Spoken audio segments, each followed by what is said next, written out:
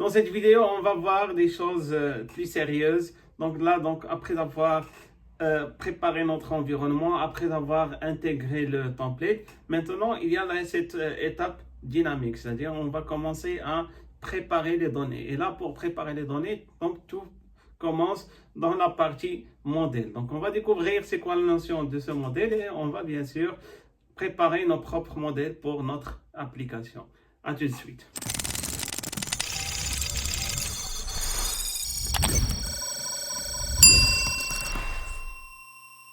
Quand on a créé l'app produit ou bien l'app commande, ou bien même l'app client, à chaque fois on a un fichier qui s'appelle modèle.py.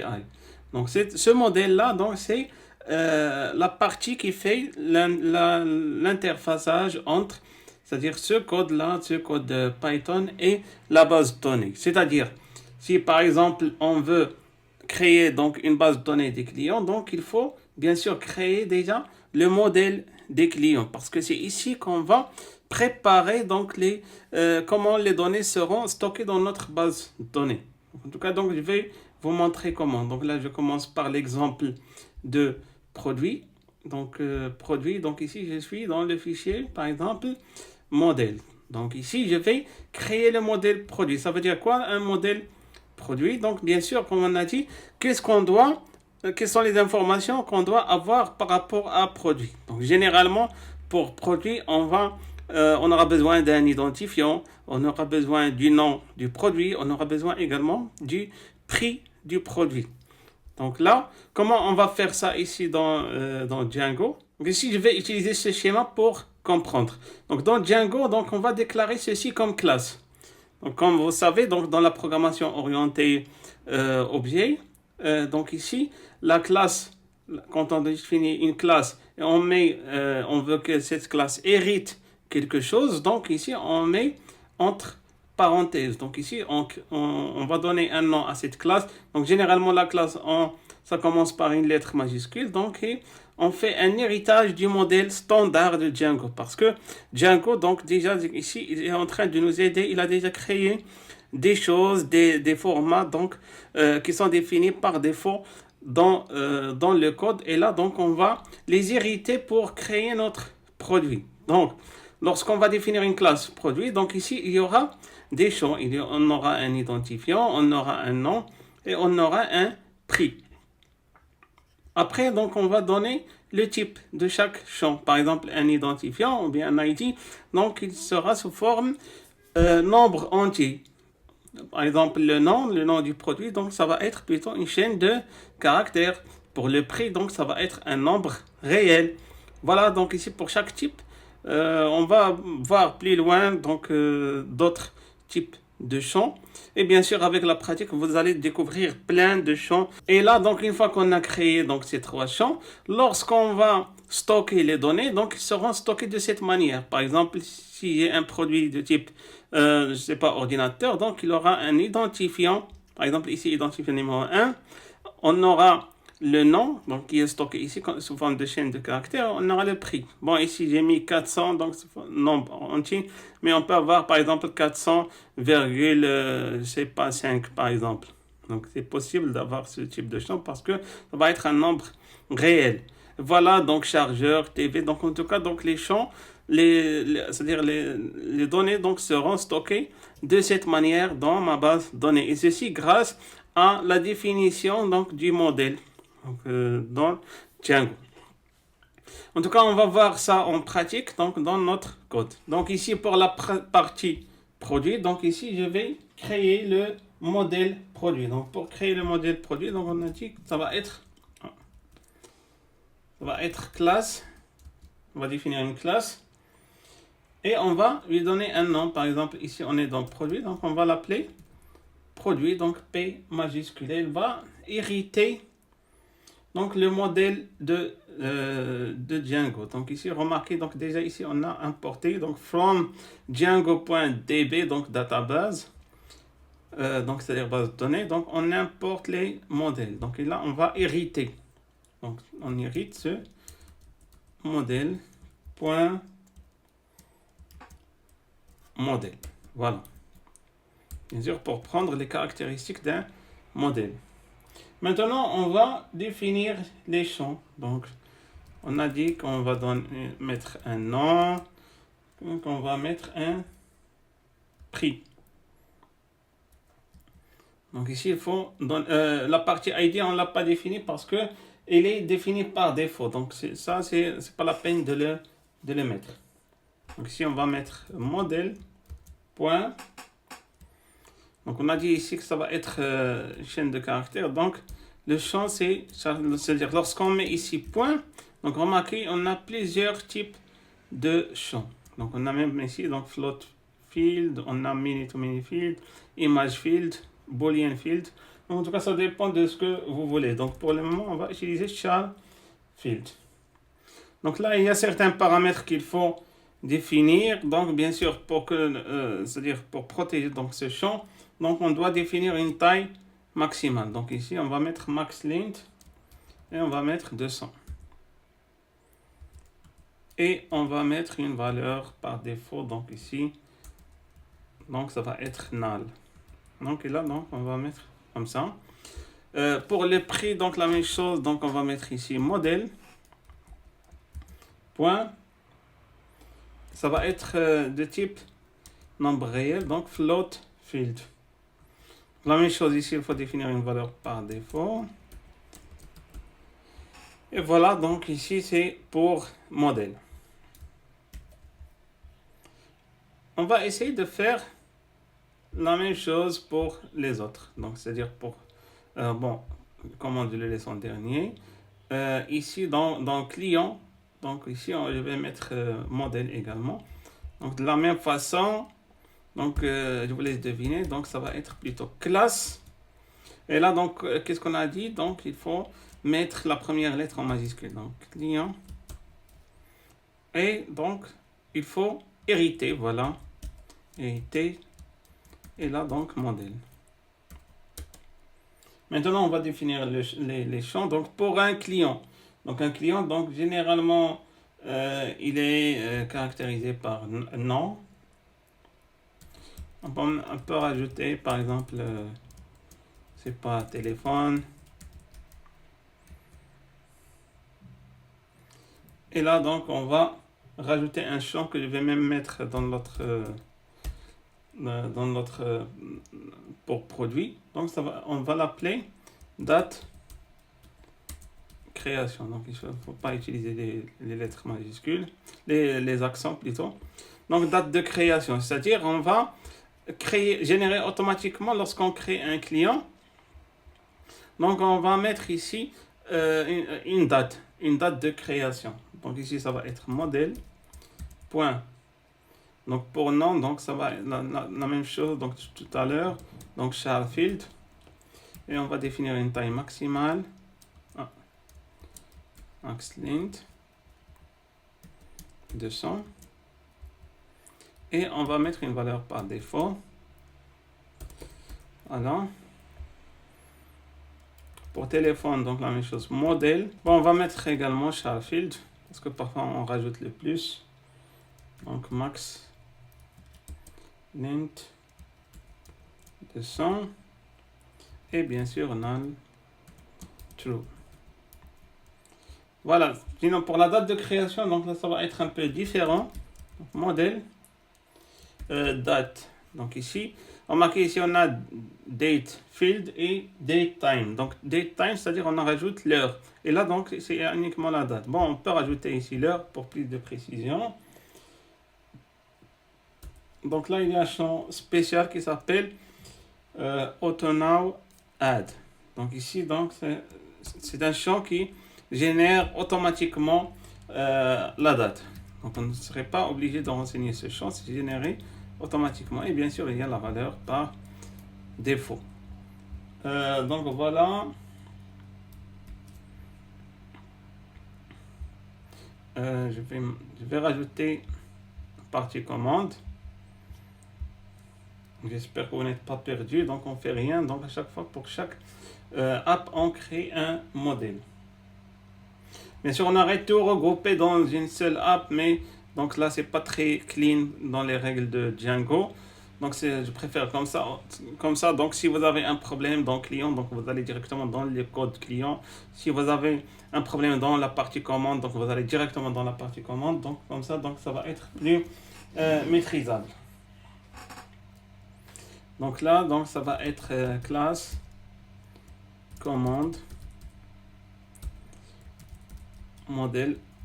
En tout cas ici, je vais mettre uniquement quelques champs, mais il y a des champs que je ne vais pas renseigner, donc je vais en parler dans la prochaine vidéo, c'est-à-dire la relation entre les bases données.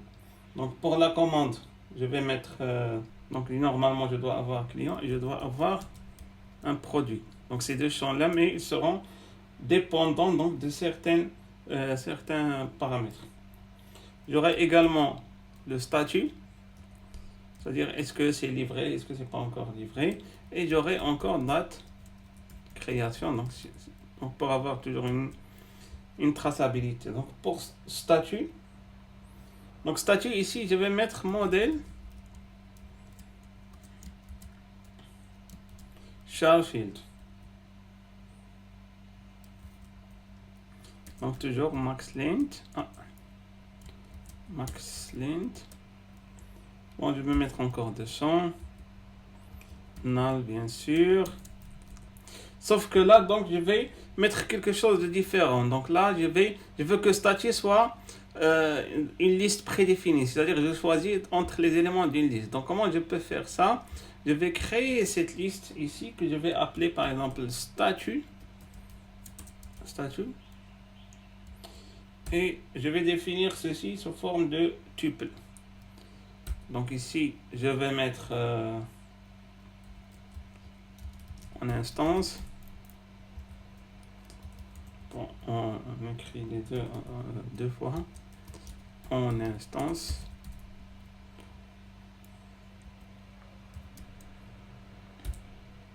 Et je vais mettre non livré. Donc sans ici, non. C'est-à-dire produit non livré. Et livré, produit livré.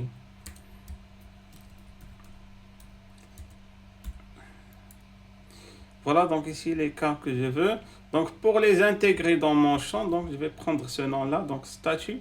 Et ici donc je vais mettre, il y a un champ ici qui s'appelle choices. Et là, je vais mettre statut. Voilà. Sinon pour client, donc on a dit qu'on va voir ça dans la vidéo précédente. Pour la prochaine vidéo, la même chose pour produit. Pour date de création, donc là je vais mettre la même chose que client, donc je prends ce champ là, date création, donc et je vais le coller ici.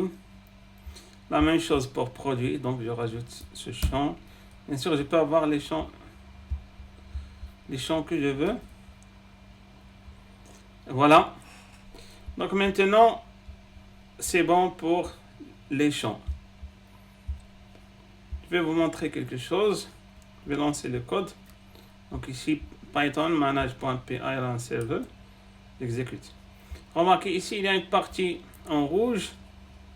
Donc, you have an applied migration. Your project may not work properly until you apply the migration for apps.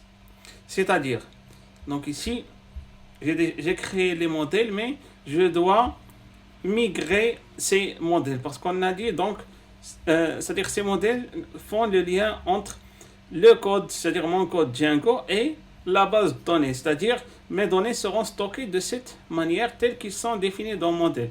Où est-ce qu'on fait ce lien? Donc on est dans, c'est-à-dire il y a une partie dans settings, donc settings dans projet, c'est-à-dire le projet initial, donc qui contrôle le tout. Donc ici dans settings, là j'ai un champ, voilà, donc database. Donc ici, donc database, donc toutes les données donc sont stockées ici dans SQLite, donc ici 3. Donc généralement, ça c'est l'outil pour la base de données qui est utilisé. Donc ici, qu'est-ce qu'il faut faire? Donc on doit relier ces modèles-là avec cette base de données, c'est-à-dire SQLite. Donc, comment on peut faire ça?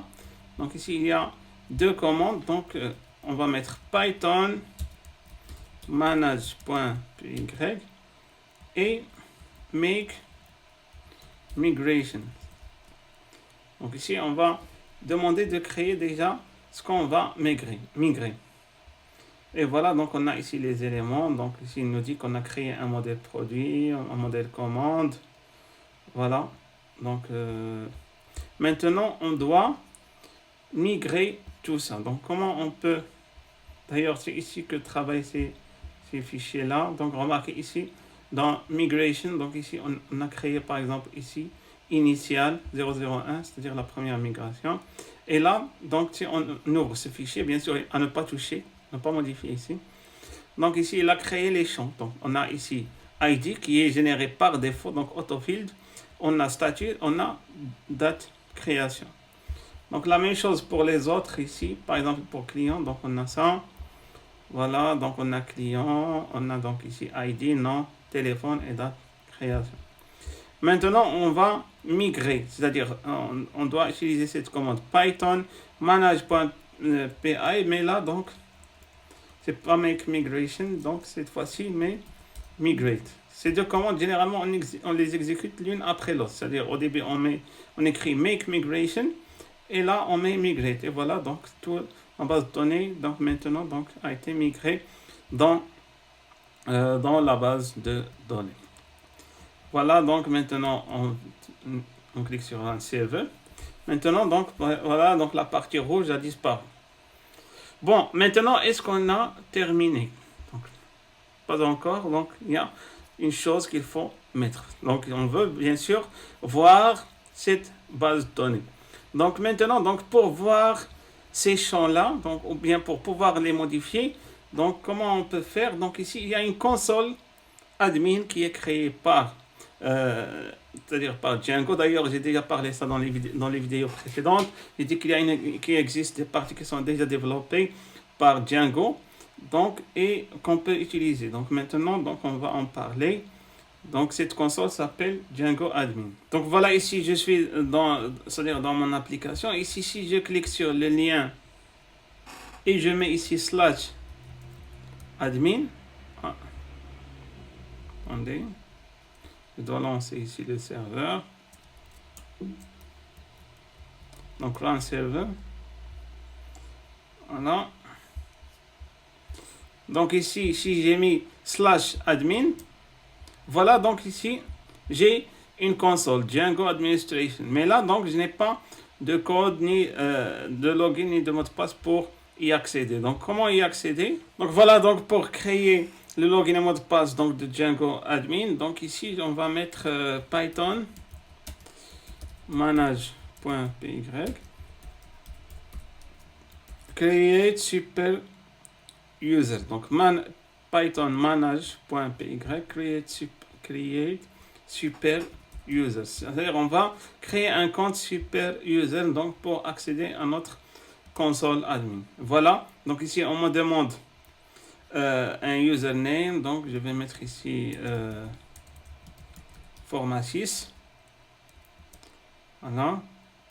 Donc ici je vais mettre une adresse mail format 6 gmail.com. donc attention, cette adresse mail n'est pas opérationnelle. Format 6 gmail.com. et là je vais mettre un mot de passe, donc 1 2 3 4. Je clique encore 1 2 3 4. Voilà, donc bon, on me dit que c'est un mot de passe qui est très court et qui est donc facile à découvrir. C'est pas grave, donc c'est pas ce qui nous compte pour le moment. Donc ici je vais le créer. Maintenant, donc mon super user est créé. Je vais maintenant l'utiliser pour accéder à ma console Django Admin. Donc ici, je vais mettre format 6. 1, 2, 3, 4. Voilà. Login. Ah, j'ai pas lancé le serveur. Je dois lancer le serveur ici. Donc Python manage.py run server. Voilà.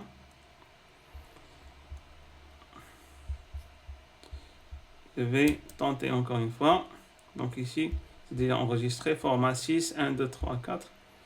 Et voilà, donc ici, j'ai les utilisateurs là. Donc format 6. Je peux même rajouter d'autres. Donc pour rajouter un autre utilisateur, donc ici, je clique ici, Add User et je l'intègre. Donc pour qu'il puisse accéder également à cette console. Donc, chose qu'on ne va pas faire maintenant. Maintenant, je vous ai dit que ici, donc je peux voir ma base de données ou bien les champs de ma base de données. Donc comment je peux faire ça? Donc là, je reviens à mon code. Donc ici, il y a cette partie admin, admin.py. Donc ici, c'est là que je fais la connexion entre mon code Django et ma console Django admin. Donc pour afficher ça, donc là, je vais importer bien sûr déjà le modèle. Donc par exemple là, je suis dans client, donc je vais importer le modèle. Donc ici from point modèle, c'est-à-dire dans les modèles ici que j'ai créé, donc import. Et là donc qu'est-ce que j'ai client. Voilà donc le modèle client que j'ai créé tout à l'heure. Donc maintenant donc je veux que ça soit visible dans la console admin. Ici donc je vais écrire admin.site.register et là je vais mettre client. Voilà. On va voir maintenant ce qui est changé dans la console admin.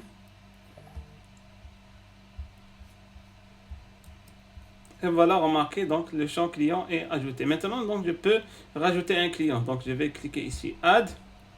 Et là, donc remarquez, j'ai le nom et j'ai le téléphone. Donc ici, je peux par exemple ici mettre Anwar Dali. Et là, je vais mettre un numéro de téléphone. Et voilà, donc ici, le champ a été créé. Donc ici, client object. Et voilà, donc je peux voir ce que je viens de mettre. Très bien. Maintenant, donc il y en a qui ne veulent pas que les choses soient visibles comme ça, donc client object. Donc je peux faire la chose suivante. Donc je reviens au modèle. Donc vous voyez ici l'importance du modèle. Donc c'est là donc où on contrôle comment les informations seront affichées. Donc ici je vais rajouter quelques lignes pour qu'il m'affiche le nom du client. Donc pour faire ceci, je vais mettre ici def de double underscore self, c'est-à-dire str self. Et là donc je vais demander qu'on m'affiche par exemple le nom self point nom. On va voir maintenant. J'actualise. Et voilà maintenant c'est le nom qui est le nom du client qui est affiché. Je reviens à la page d'accueil. Donc maintenant ce que j'ai fait pour client, je peux le faire également pour produit et pour commande. Donc comme j'ai dit, donc il faut faire des modifications dans la partie admin. Donc ici dans la partie admin de la commande, donc ici la même chose, donc il faut importer le modèle from point modèle import commande. Donc ici je vais mettre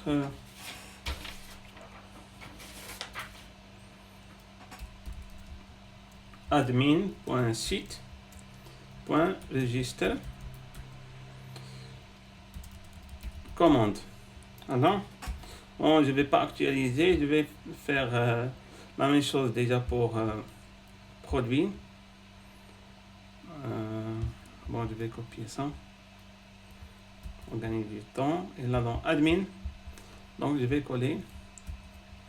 Et là donc cette fois-ci, donc je ne vais pas importer commande, mais je vais importer produit. Hein? La même chose ici, produit.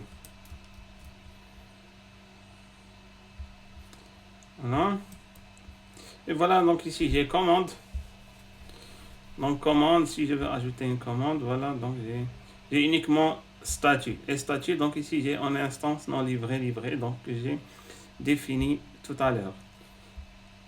Pour produit, c'est la même chose. Donc pour produit, pour ajouter un produit, donc je mets le nom et je mets le produit. Par exemple, ici, je vais mettre chargeur. Et là, donc, je vais mettre 20 par exemple. La même chose, donc, je vais mettre ici donc, le nom du produit. Donc, je vais aller à modèle client. Et je prends ces deux lignes-là, def, str et là, self, nom. Et je vais les mettre dans le modèle le modèle du produit. Donc ici, modèle produit. Là, je vais rajouter ces lignes-là. J'enregistre. Il faut toujours enregistrer lorsque vous faites des modifications. Et voilà, donc ici, j'ai chargeur. Je peux mettre ici TV. Donc, par exemple, à 300. Je vais mettre PC à 280. Voilà, donc ici, j'ai les produits. Et là, j'ai les clients. Donc, j'ai mis Anwar Dali. Je vais mettre... bon. Donc, Salim. Price. Par exemple. Je vais mettre...